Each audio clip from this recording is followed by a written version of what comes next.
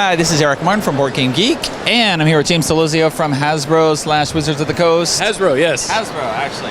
Okay. We are here looking at a prototype, non-finished version of Magic the Gathering strategy board game. Yes. And hoping you could give an overview here of player count, playing time. We know you mentioned before scheduled release, planned release for Gen Con 2015. Yeah, we're very excited. First off, so Magic the strategy board game. This is a 2 to 5 player game. Okay. And it's a tactical miniatures war game. So the big idea here is that as a Magic player, I love the idea that we're bringing allies into the battle as planeswalkers, and then that we get to bring creatures and cast spells in front of us. So really what we're doing here is bringing them to life. Okay. And with 2 to 5 players, each of us, I mean the magic number of 5 for right, Magic. Of course, yeah. Everyone is going to be one color in particular, or yes. So everyone will have you'll choose a planeswalker at the start of the match, and the planeswalker will have access to that color mana, right? So each planeswalker will have a card deck that'll have spells that will interact with the creatures that your planeswalker will summon. Okay. What's your favorite color in Magic? Green. Green. Excellent. So, our green planeswalker is Nissa. So Nissa has a deck of spells that allow you to pump creatures up temporarily and mess with your toughness and your defense and mess with movement, which is kind of fun. It's actually it's a blast thinking about Magic in a 3-dimensional sense, because we can think about like what does green range feel like, what does green movement feel like, which is kind of fun. So we got Jace, we got Jace, Chandra. we have Chandra, we have Liliana over here as well.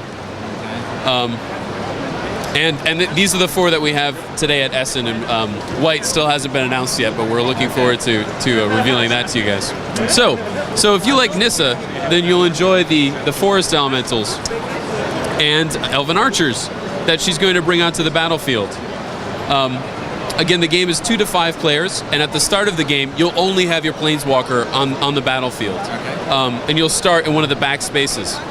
This scenario is for 2 or 4 players, and I would start on, you would take Nissa and put her in the back row, and then you can summon one or both of her squads up to 5 spaces away at the start of the game.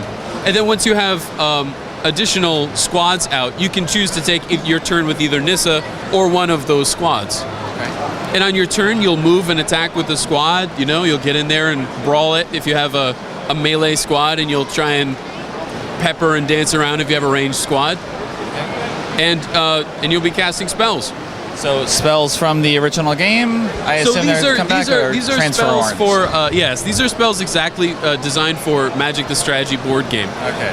And obviously the reason is that Magic cards themselves come with a whole list of interesting choices to make. But in order to translate it into the board game, we felt that having the flavor of Magic games in these cards would allow us to get the play to feel right. For example, you're familiar with the card Unsummon. So Unsummon in regular Magic, of course, would bounce a creature to either your hand or your opponent's hand. Unsummon in our game does a similar thing. It says target a squad figure, which is a non-planeswalker figure, within a range of a blue planeswalker, and then return that squad to the player's reserve.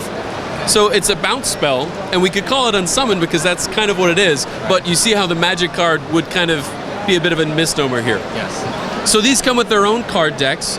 There's 12 cards in each for each color, and all 5 colors are in the game. Okay. What's the goal? We didn't actually mention that. Are we just trying to eliminate the other planeswalker? Yes. It's interesting. In the rulebook, we're going to have scenarios for 2 to 5 players, and the goal typically might be eliminate the opposing team's planeswalker, and you'll do that by doing enough damage to in excess of their life. And another goal might be to control a territory or region of the board for a certain number of time.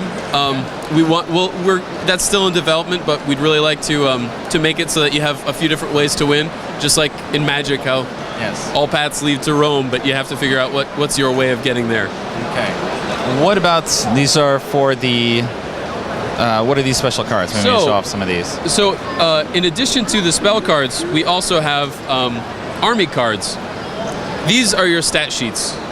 So, in order to tell you how the figures work when they're on the battlefield, we have their abilities and their stats here.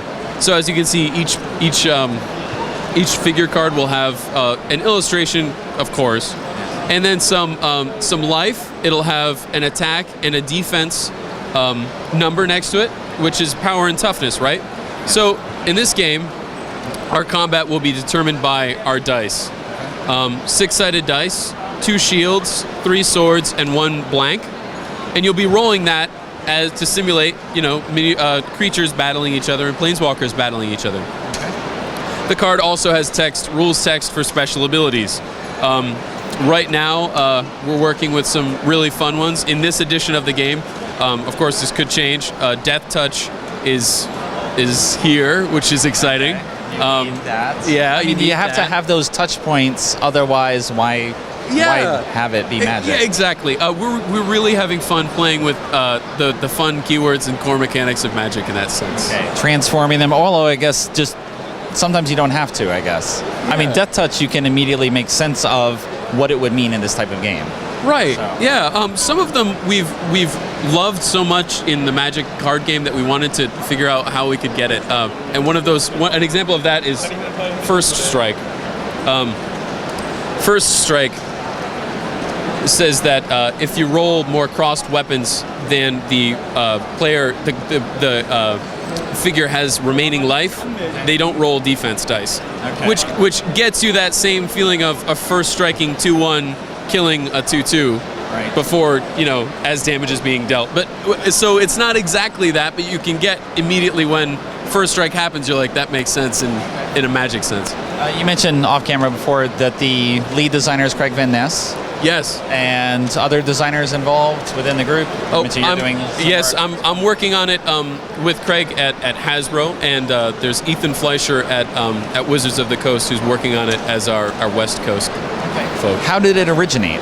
Like, what was the purpose? I mean, Magic, of course, is like a gold mine for you guys. I mean, I know that's definitely something you don't want to mess with. The sales have just been increasing year upon year. Yeah, it's a very successful game for a number of reasons, and all of the reasons that we got excited about making a board game are the reasons that players are excited about the card game. We think that this could be a good opportunity to make Magic more mass market and appeal to a wider audience. Magic, really great game. It's just a funny thing to say because, of course, it's pretty widespread. But at the same time, yes, I assume there's millions more haven't touched it. Right. Yeah. And we think this. I mean, this is really an authentically fun idea of saying, like, well, I have a creature I have a card that has forest elementals on it. But wouldn't it be awesome if I had a forest elemental that I could move around and play with? So. It's just really it was a really natural. Magic has always been so good about having rich artwork and rich storytelling behind their game that it was a really swift transition into this. Okay. Anything else I didn't ask about that people should know ahead of time? I mean, are these figures final, or are they just demo here that we're showing? These are all demo, and the card art and the card layout and all of that and copy and all of that stuff is still being worked on. Yes. But these sculpts are close to final sculpts, and we were really excited with these. We had a blast getting these ready, and we've gotten some good feedback today on them. Okay. And of course, with Magic or with other things in general, it naturally leads itself to expansions and other sorts of things based on what's possible. Like, the Magic world's 20 years old. It's got a lot of room to grow or explore. Yes, we're looking into that. Does the terrain? Is there other terrain as well that you mentioned here? Actually, that's a good point. Let's take a second to look at the board. So, what's fun about this is we have modular board pieces. So We have 6 boards in the game, Okay. and we'll still be messing with the layout. But the idea is that you can combine it in various different ways to get different scenarios, right? We have water spaces, which will introduce terrain rules, and we also have some height and pieces that add dimension to the terrain. And we also have spaces that objectives and glyphs that affect where you want to be on the board, and different that add kind of an element of control before you start to really get into the beat of the battle. We have great ruins as well, which can again have like fun with melee units dancing around them and ranged units and line of sight. So we do have some of that. But we think that's just all fun stuff. It gives us some good area to work with when we're designing creatures. It's definitely a different area for Magic, where normally, unless you had like Ye Olde Chaos Orb, like it doesn't matter where things are on the table as long as they're legally placed. So, all right. Well, thanks very much for the overview. Thank you. And we look forward to Gen Con. Thanks.